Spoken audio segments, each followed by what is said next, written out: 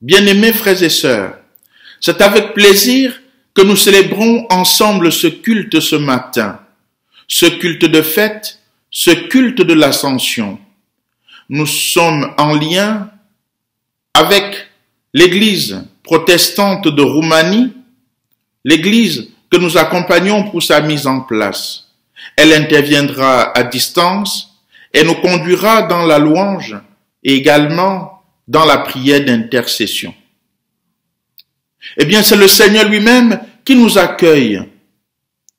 Que chacun et chacune se sentent accueillis ce matin. Oui, la paix soit avec chacun et chacune de nous. Au nom du Père, du Fils et du Saint-Esprit. Amen.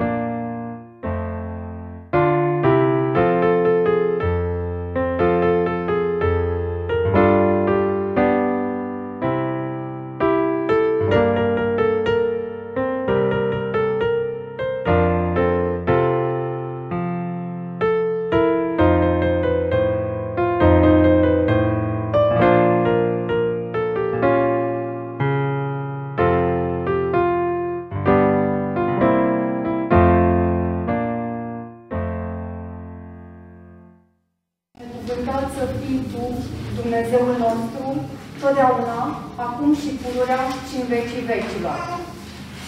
Mărire Tatălui și Fiului și Sfântului Duh. Slavă lui Dumnezeu în cerurile preanalte și pace pe pământ, între oamenii plăcuți Lui.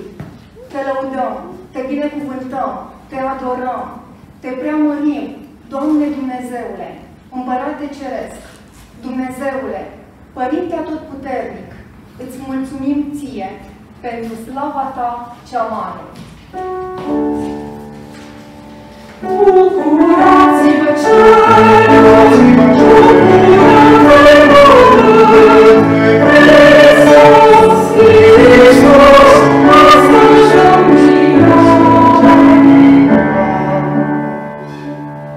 Doamne, Fiule unul născut, Iisuse Hristoase, Doamne Dumnezeule, Mierul lui Dumnezeu, Fiul Tatălui, care ai fost răstignit pentru păcatele lumii, ai înviat a treia zi după Scripturi și te-ai înălțat glorios la dreapta Tatălui. Primește rugăciunea noastră. Bucurați-vă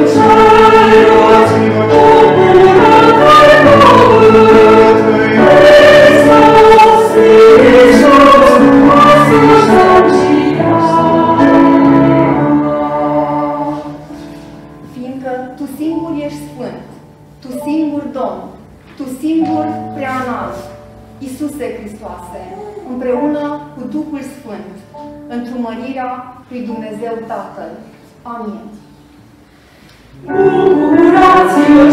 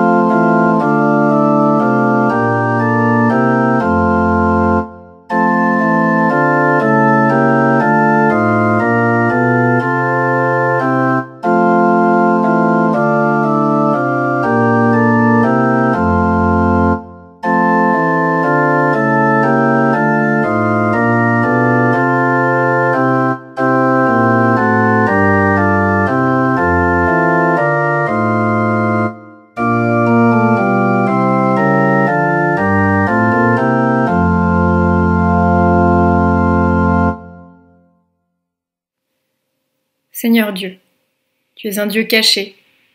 Bien que tu remplisses le ciel et la terre, tu te dérobes à nos regards derrière le voile des choses visibles, et cependant, tu es proche de nous. Père, en ce jour de célébration de l'entrée de ton Fils dans le séjour de gloire, permets que sa parole nous révèle ta grâce et nous conduise à toi. Sanctifie-nous, et quand viendra l'heure, fais-nous grâce de nous séparer sans crainte d'un monde qui s'écoule et qui meurt. Et introduis-nous dans la joie de notre Seigneur Jésus-Christ. Amen.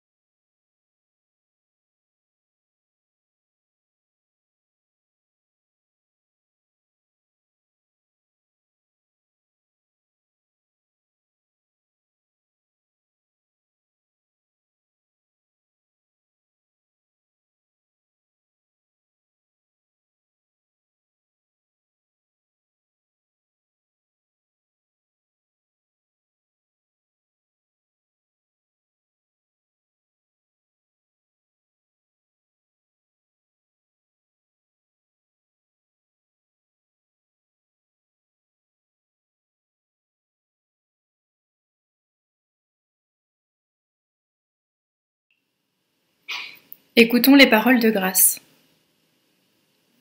Que votre cœur ne se trouble point. Croyez en Dieu et croyez en moi. Il y a plusieurs demeures dans la maison de mon Père. Je vais vous préparer une place. Je reviendrai et je vous prendrai avec moi, afin que là où je suis, vous y soyez aussi. Amen. Nous nous levons pour chanter le cantique 34-29 en entier. Victoire au Seigneur de la vie.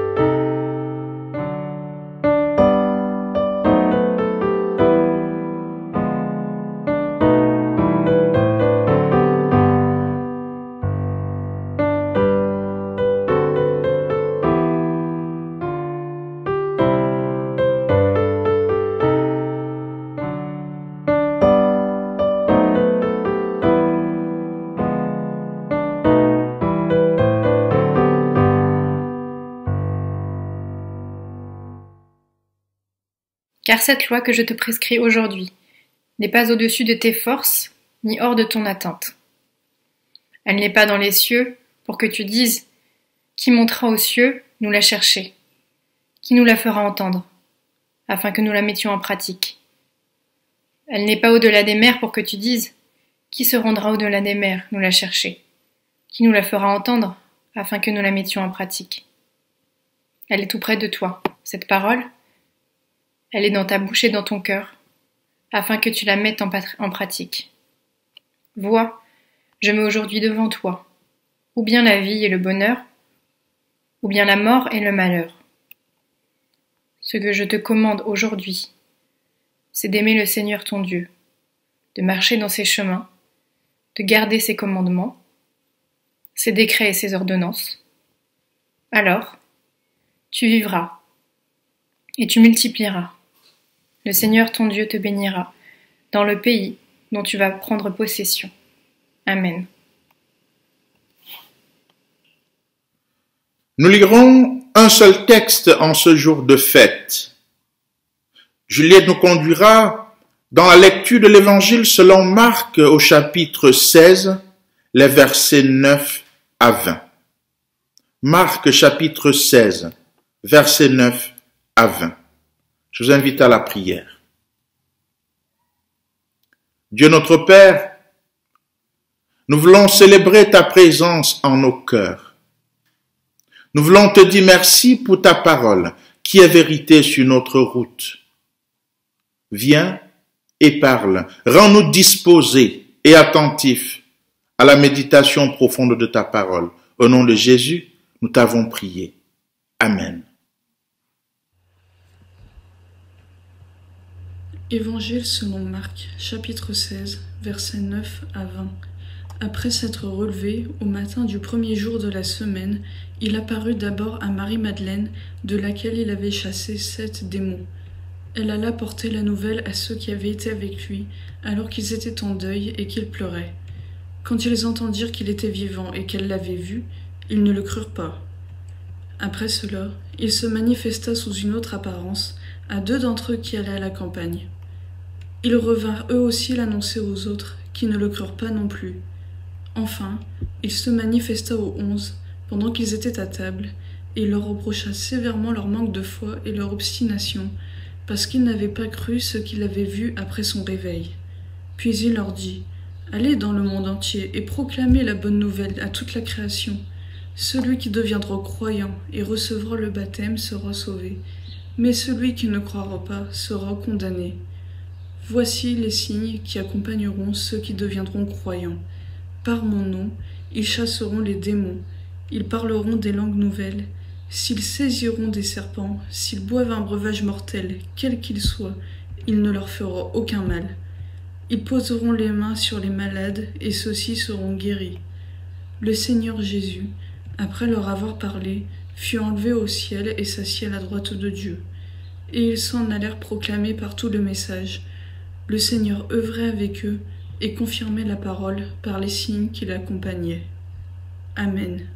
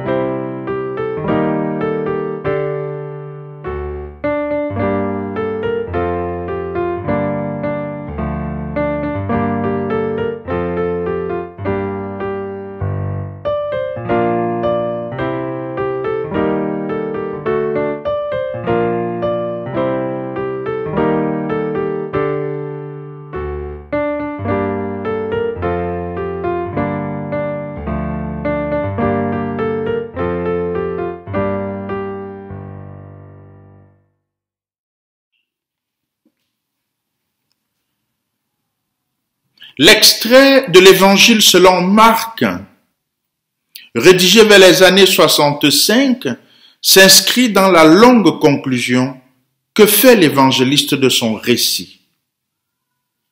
Il relate les multiples apparitions de Jésus à diverses personnes et à des endroits bien différents.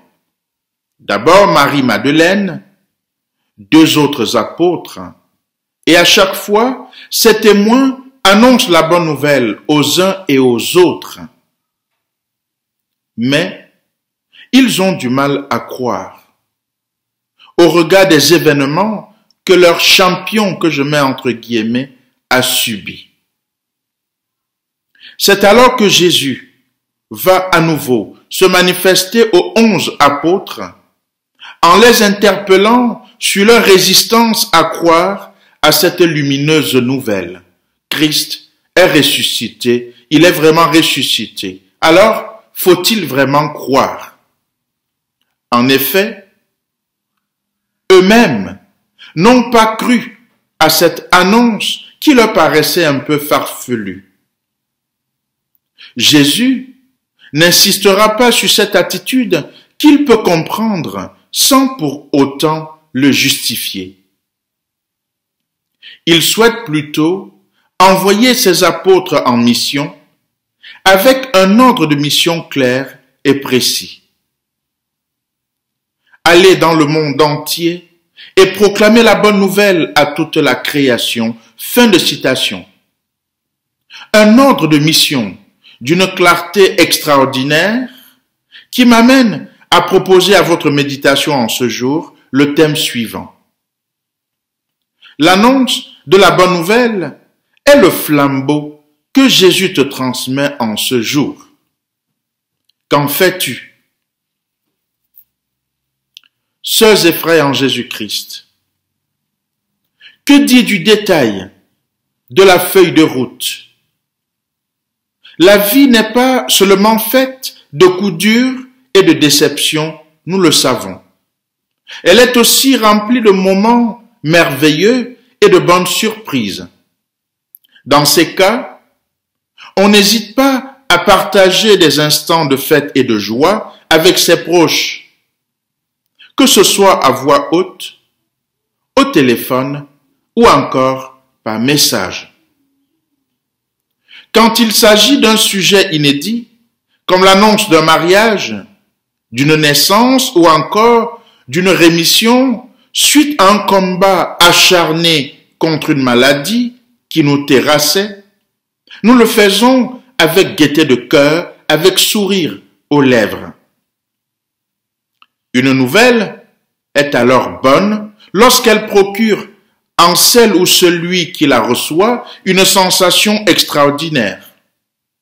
Ce peut être la joie, l'exaltation, le désir de partage de cette bonne nouvelle. Pouvons-nous alors retrouver ces sensations dans l'ordre de mission que donne le Seigneur Jésus à ses apôtres? Est-ce une véritable bonne nouvelle, l'annonce de la parole de Dieu? Malgré la précision dans l'ordre de mission que donne le Seigneur, l'annonce de l'Évangile ne connaît pas le même retentissement, la force et la conviction qu'elle devrait avoir. Nous remarquons alors un silence suspect à ce niveau, alors qu'une église peut en faire un élément important et même point central de son projet de vie, évangélisation. En réalité, qui doit annoncer la bonne nouvelle dans une église, dans une famille, dans nos associations chrétiennes? Qui doit annoncer cette bonne nouvelle? Cette mission est souvent reléguée au pasteur, à tort ou à raison. Qui doit déjà faire le mort, le cheval et le corbillard? Oui, il a fait des études de théologie. 5 ans minimum. Oui, c'est sa mission première. Oui, dans une paroisse, il doit en faire un cheval de bataille et c'est normal. Le désir d'annoncer la bonne nouvelle. Cependant, est-ce à lui seul qu'est adressée cette recommandation d'aller annoncer cette bonne nouvelle? En recommandant aux apôtres d'aller annoncer la bonne nouvelle à toute la création, Jésus ne se contente pas uniquement de ses apôtres. Dans le récit, nous avons découvert Marie-Madeleine le faire en premier, avant même les apôtres qui étaient très proches de Jésus. Marie-Madeleine l'a fait malgré le refus de croire de ses interlocuteurs, Elle n'a pas baissé les bras, elle a annoncé l'évangile. Elle ne s'est pas découragée, puisque c'est en Jésus seul qu'elle a trouvé la force de réaliser cette mission. Et surtout, parce qu'elle a été au bénéfice de la rencontre transformatrice avec lui, avec Jésus. Jésus n'a pas réservé cette noble mission exclusivement aux apôtres, aux pasteurs, prêtres et j'en passe. À travers les apôtres, Jésus s'adresse à tous ceux qui reçoivent la parole, l'accueillent en toute simplicité et vérité. Mais avant, il faut avoir fait une rencontre transformatrice avec lui. C'est donc à cela que le Seigneur donne cette feuille de route. La question qui reste à aborder enfin est celle de savoir si nous avons encore aujourd'hui des personnes déterminées dans notre monde, dans nos communautés, pour remplir une telle mission en responsabilité. Comment et sous quelle forme sommes-nous appelés à annoncer cette bonne nouvelle du salut? Frères et sœurs, peuple de Dieu, en ce jour de fête, qui que tu sois, quel que soit ce que tu as, quelles que soient tes peines, tes difficultés, Jésus te transmet le flambeau de l'annonce de la bonne nouvelle. Il ne tient pas compte de ton rang social, de ta fonction, de tes compétences, de ta couleur de peau, de ton être et de ton avoir. Il sait que tu peux vaincre ta timidité et ta peur. Il sait aussi que la force de tes convictions spirituelles feront de toi un envoyé dans sa volonté. Méditant, se ressourçant quotidiennement au cœur de cette parole pour garder les forces et continuer la route. Oui, n'aie pas peur. Le Seigneur marche devant toi pour cette mission qu'il te confie en ce jour.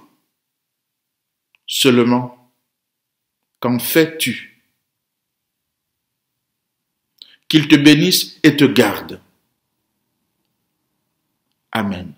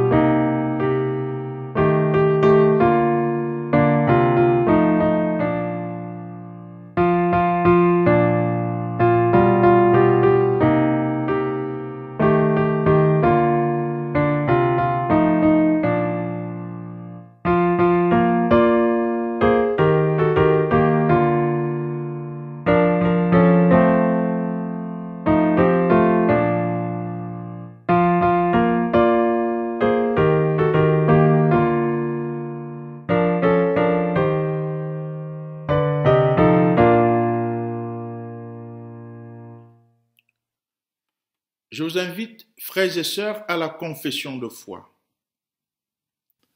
Je crois en Dieu, le Père Tout-Puissant, Créateur du ciel et de la terre. Je crois en Jésus-Christ, son Fils unique, notre Seigneur, qui a été conçu du Saint-Esprit et qui est né de la Vierge Marie. Il a souffert sous Ponce Pilate, il a été crucifié, il est mort, il a été enseveli, il est descendu aux enfers. Le troisième jour, il est ressuscité des morts, il est monté au ciel, il siège à la droite de Dieu, le Père Tout-Puissant. Il reviendra de là pour juger les vivants et les morts. Je crois en l'Esprit Saint, je crois à la Sainte Église universelle, la communion des saints, la rémission des péchés, la résurrection de la chair et à la vie éternelle. Amen.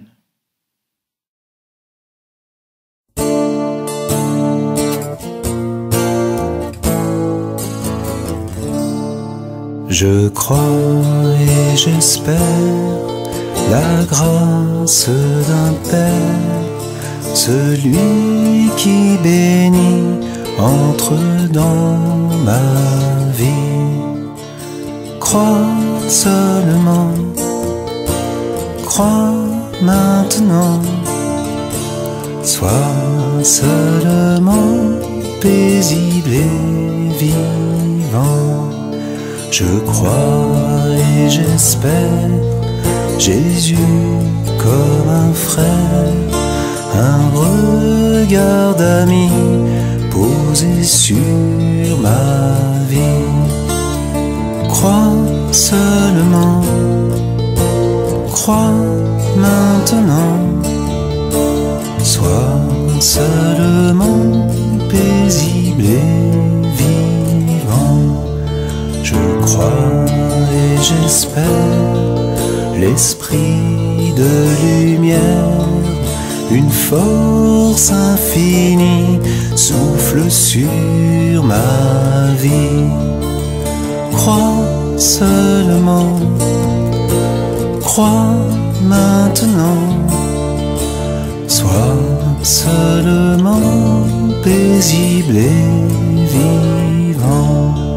Je crois et j'espère une nouvelle terre, un chant des pays unis pour la vie. Crois seulement, crois maintenant, sois seulement paisible et vivant. Sois seulement paisible et vivant.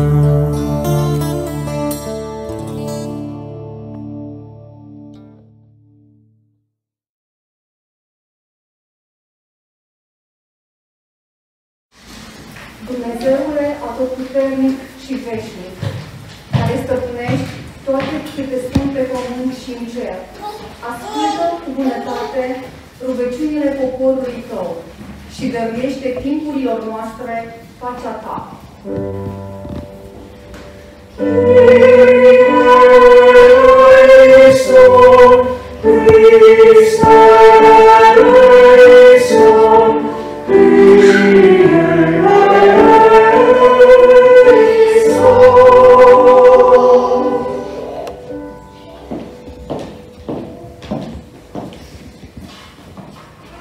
Domnul Iisuse Hristoase, care prin moartea, învierea și înălțarea ta ai ridicat umanitatea în sânul Sfintei Trăimi, aducem înaintea ta suferințele timpurilor noastre, care ne înfioară și în fața cărora ne simțim atât de neputincioși.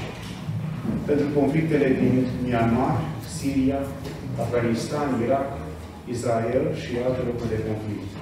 Ne rugăm să aduci pretutindeni pacea ta, bucuria convertirii și a reconcilierii.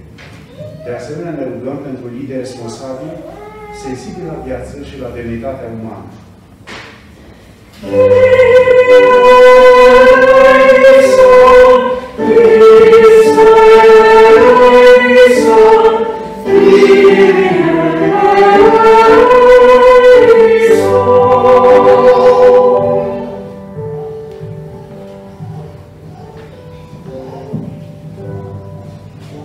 pentru efectele pandemiei de COVID-19, pentru zonele unde criza este majoră, India, Brazilia, Argentina și celelalte locuri unde lucrurile au scăpat de sub control. Fă ca toți cei suferiți din aceste locuri să se bucure de izbăvirea ta și de sprijinul seminilor lor.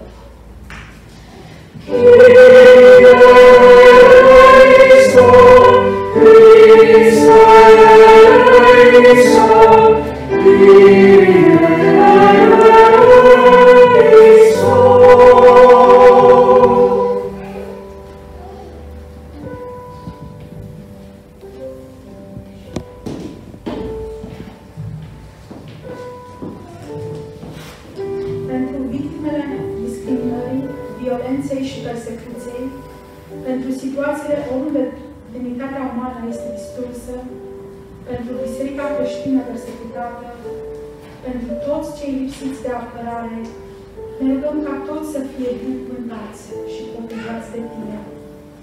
Ne rugăm și pentru sensibilizarea tuturor celor puternici, care au resursele să intervină direct, dar și pentru curajul tuturor de a denunța și a condamna injustiția din lume.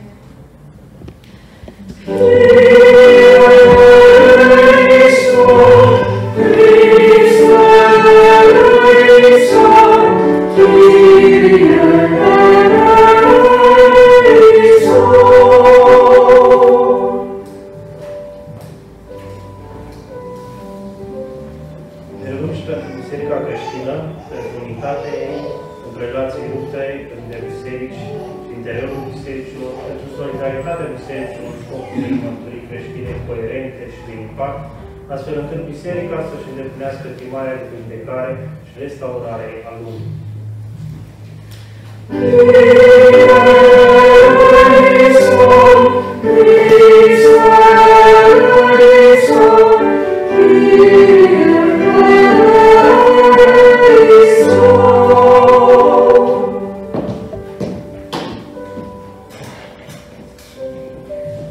Cerem binecuvântarea Ta peste Dănuț Mănăstireanu, Dănuț Șemna, Adi Plămadă, Nalcaza, Joc Brajlini și Alan George Lunga. Binecuvintează în continuare viețile și familiile și lucrările lor. Ne rugăm pentru frații noștri din bisericile din New York și Tbilisi. Fă ca bucuria învierii și a înălțării Domnului Iisus Hristos să rodească în viețile lor fapte bune, o înțelegere tot mai profundă a misterului credinței creștine și o mărturie creștină eficientă.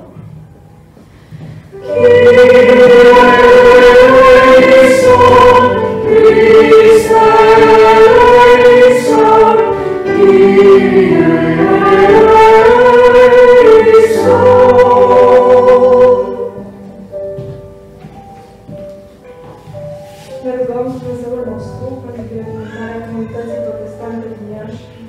Izbăvește-ne din încercări, boală și orice tristețe. Aprinde în noi bucuria învierii și înălțării Tale.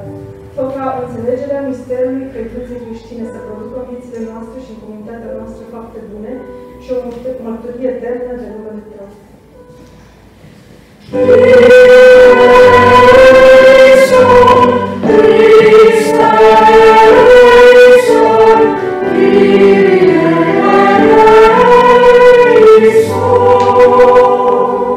Ascultă-ne, te rugăm, Mântuitorul nostru, Tu care împreună cu Dumnezeu Tatăl viețuiești și domnești în unire cu Duhul Sfânt în toți vecii vecilor.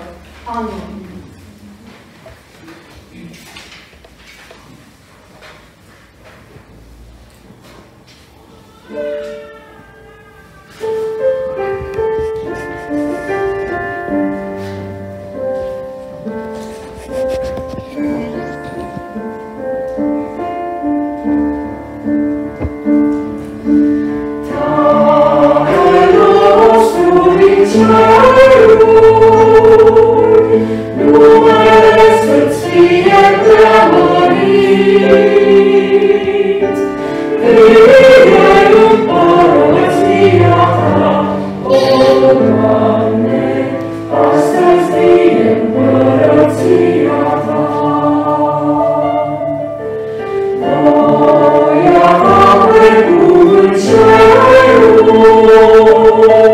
Să se